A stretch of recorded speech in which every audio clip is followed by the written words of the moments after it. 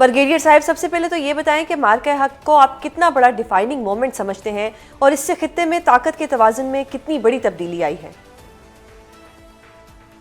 بہت شکریہ.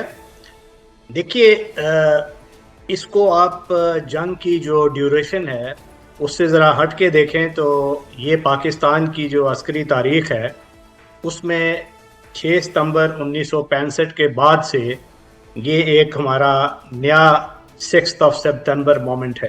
اور یہ ہماری غیرت، حمیت، انٹرنل کوہیجن اس کا ایک استعارہ بن کے ابھرا ہے، جہاں پوری قوم بنیاد مرصوص بن کے دشمن کے سامنے کھڑی ہو گئی. اور اس کا بہت امپیکٹ ہوا ہے. میرا خیال ہے جو 1965 کی جنگ ہے اس کے بعد جو دیگر ڈیولپمنٹس ہوئی تھی اس سے زیادہ میرے خیال ہے پاکستان نے ایک سال میں وہ ڈیولپمنٹس دیکھی. پاکستان کی جو سفارتی قد و قامت بڑھا، پاکستان کی قدر و منزلت جو گلوبل پاورز ہیں ان میں زیادہ ہوئی. بھارت کو ایک شوق ملا، اس کا گھمنڈ جو ہے وہ بالکل وہ ایسا لگ رہا تھا کہ بھارت کو سجھائی کچھ نہیں دے رہا. بالکل. کہ اس ہزیمت کے بعد اس نے آپریشن سندور 2 جاری رکھنے کا ارادہ کیا اور غلطی پہ غلطی کرتا گیا اور اس سے مزید آئسولیشن کی جانب چلا گیا. تو یہ ایک ایسا مومنٹ تھا جس میں دیکھیے آپ سے 5 گنا زیادہ بڑی فوج اس نے آپ پہ حملہ کیا اور آپ نے نہ صرف اس حملے کا جواب دیا بلکہ اس کے دانت کھٹے کیے. بالکل. اور اسے from a position of weakness negotiating table پہ آنے پہ مجبور کیا، جو اس کا اوریجنل پولیٹیکل اور ملٹری ایم تھا. تو آپ نے you pulled the Rig out of their fat اور اس پہ ایسا مؤثر رسپانس دیا ہماری آرم فورسز نے، اور پوری قوم ان کی پشت پہ کھڑی تھی. اور جس کا نتیجہ یہ ہوا کہ بھارت کو ملٹری شکست بھی ہوئی اور اس میں سفارتی شکست بھی ہوئی. بالکل.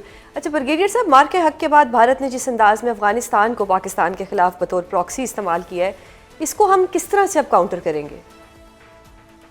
دیکھیے، یہ تو اس سے پہلے سے کر رہا تھا اور یہ بھارت کا ایک اجیت دوول ڈاکٹرن کے مطابق پرانا ایک حکمت عملی ہے جس پہ وہ عمل پیرا ہے، مگر اس سے ہمیں غرض نہیں ہے. ہمیں تو ایک آفاقی اصول اس کی ہم پاسداری کرتے ہیں. جیسا کہ پاکستان نے ایک جوہری قوت ہونے کے ناطے بہت ذمہ داری کا مظاہرہ کیا ان 4 دنوں میں، جو کہ ہماری بنیاد مرصوص آپریشن اور مارکہ حق میں ہم نے اپنا کنڈکٹ دکھایا کہ ہم نے کوئی ریڈ لائن ایسی عبور نہیں کی جس پہ ہمیں ارسپانسبل جوہری قوت ہونے کا کوئی ہم پہ الزام لگے. مگر انہوں نے چونکہ پہلے سے یہ پراکسی وارفیئر کا جال بچھایا ہوا تھا، پاکستان کو وہ بلیڈنگ تھرو 1000 کٹس والی اسٹریٹجی سے وہ نقصان پہنچا رہے تھے. اور افغانستان جیسا ملک جو ایک ورچولی اس وقت ایک میلٹ ڈاؤن کی اسٹیٹ میں ہے، اس حکومت کو سپورٹ کرنا شروع ہو گئے دہشت گردی کو ہوا دینے میں پاکستان کی. تو یہ بہت ہی ارسپانسبل رویہ تھا جو ابھی تک جاری ہے، اور وہ کسی طریقے سے جو آپریشن سندور میں جو شکست ہوئی ہے اس کا بدلہ لینے کے لیے وہ کوئی نہ کوئی کوشش کریں گے. اور پاکستان کو الرٹ رہنے کی ضرورت ہے. اس کاؤنٹر ٹیررزم کے محاذ پہ تو ہم نے خود یہ جنگ لڑنی ہے. دنیا کی جو قوتیں ہیں ان کو یہ باور ہو چکا ہے کہ کون نیٹ سیکیورٹی ڈی اسٹیبلائزر ہے ریجن میں. تو پاکستان کو وہ ہائی لائٹ کرتے رہنا چاہیے and keep your powder dry تاکہ وہ دوبارہ ہمت نہ کر پائے. بالکل. برگیڈیئر صاحب، پاکستان نے ہمیشہ اعلیٰ ظرفی کا مظاہرہ کیا ہے، چاہے یہ آپریشن سندور ہو اور جس طرح سے افغانستان کے ساتھ ہمارے معاملات چل رہے ہیں. پاکستان کے بار بار کہنے کے باوجود افغان طالبان رجیم اپنی سرزمین پر دہشت گردوں کے خلاف کریک ڈاؤن کے لیے راضی نہیں دکھائی دے رہی، اور اب بھی سرحد پار حملے پاکستان میں جاری ہیں. اس کا اب واحد حل آپریشن غضب الحق کو جاری رکھنا ہی ہے. دیکھیے، جب کوئی ایسا ملک جس کے ساتھ آپ نے اچھائی ہی کی ہو وہ آپ کے ساتھ برائی پہ اتر آئے اور کنٹینیول پازیٹیو انگیجمنٹ کے اس کے بعد کوئی نتیجہ نہ نکلے تو پاکستان کے پاس پھر آپشن کیا تھی؟ تو غضب الحق اسی کا تسلسل ہے، کیونکہ غضب الحق پاکستان نے آرٹیکل 51 کے تحت اپنا سیلف ڈیفنس کا رائٹ استعمال کیا ہے، کیونکہ اس کی جو ہماری جو سرزمین تھی اس کی حرمت کی پامالی ہو رہی تھی، ہمارے لوگوں پہ حملے ہو رہے تھے. تو پاکستان نے ان لانچ پیڈز پہ حملہ کیا اور 44 کے لگ بھگ وہ پوسٹس کو قبضے میں لیا ہوا ہے انکلوڈنگ گڈانا انکلیو، اور ان کو باور کروا رہے ہیں افغان طالبان رژیم کو کہ وہ دہشت گردوں کی سرپرستی سے ہاتھ اٹھا لیں. تو جب تک وہ مطلوبہ مقاصد یا اہداف حاصل نہیں ہوتے تو یہ پاکستان کا آپریشن جاری رہے گا، اور نہ صرف اس میں یہ ملٹری یا کائنیٹک محاذ پہ ہے بلکہ یہ نان کائنیٹک محاذ پہ جو جرائم ان کا ایک پورا ایکو سسٹم بنا ہوا ہے، یہ اس کے خلاف بھی ایک جنگ جاری ہے تاکہ آپ سکویز کریں جرم کو اور جو دہشت گردی کا جو نیکسس ہے اپنی سپیس کو اس سے پاک کریں، اور اس کے بعد بارڈرز کو بہتر مینیج کریں، اور بارڈر سے اکراس جو آپ پہ دہشت گردی مسلط ہو رہی ہے تو اس کا کلا کما کرنے کے لیے ان بیسس تک بھی جنگ پہنچائیں تاکہ افغان ان کے سرپرست اور جو دہشت گرد ہیں فتنۃ الخوارج کے ان تک یہ ہیٹ پہنچے.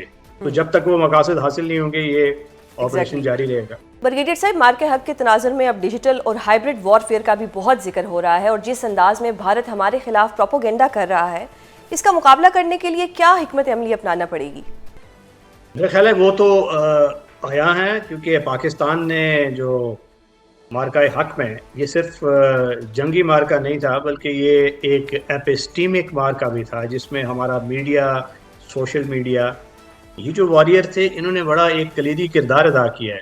اور یہ جو لینڈسکیپ ہے سوشل میڈیا کا یا میسیجنگ کا، اسٹریٹجک کمیونیکیشن اور انفارمیشن ڈومیننس کر کے نیریٹو کو کنٹرول کرنا، بلکہ دشمن کے نیریٹو سے ایک سٹیپ آگے رہنا، ان کے جھوٹ کا ریبٹل کرنا، اپنے لوگوں میں انٹرنل کوہیژن برقرار رکھنا اور ایک جذبہ، ایک جو ہمارا دفاع کا اس کو اجاگر کرنا. تو اس میں میڈیا کا بڑا کلیدی کردار ہے، اکیڈیمیا کا بھی ہے، اور ساتھ ساتھ جو گورنمنٹ کے وہ ادارے ہیں جنہوں نے اس کو آرگنائز کرنا ہے ان کا بھی بڑا کلیدی کردار. تو سب نے اپنے محاذ پہ بڑا اچھا کردار ادا کیا ہے. ہماری جو اکیڈیمیا ہے، ہماری جو یونیورسٹیز ہیں، سکولز ہیں، وہاں پہ اس کی بڑی ضرورت ہے کیونکہ وہ کچے اذہان ہوتے ہیں، ان کو پراگنڈا کیا جا سکتا ہے.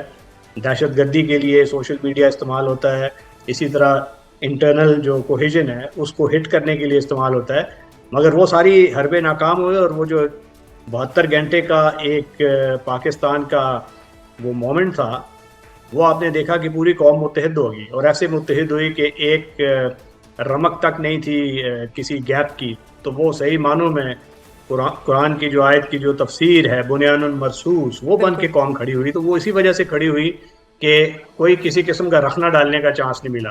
تو ہر ایک اپنا کام کردار کرے. یہ whole of the nation effort کی اس پہ ضرورت ہے. صرف آرم فورسز یہ جنگ لڑ کے جیت نہیں سکتی، یہ پوری قوم کی فتح تھی. انڈیڈ. بریگیڈیئر صاحب، یہ بھی بتائیے گا کہ مار کے حق میں بھارت کے خلاف جو عسکری برتری اور ایڈوانٹیج پاکستان کے حصے میں آیا ہے، اس کو برقرار رکھنے کے لیے پاکستان کو کن چیلنجز کا سامنا ہے؟ میرے خیال ہے چیلنجز تو یہ اس سے پہلے بھی تھے، بعد میں بھی رہیں گے، مگر مقصد یہ ہے ہمیں یہ سمجھنے کا کہ جو آپ کی تھریٹ ہوتی ہے وہ ایک ڈائنامک چیز ہوتی ہے، وہ بدلتی رہتی ہے.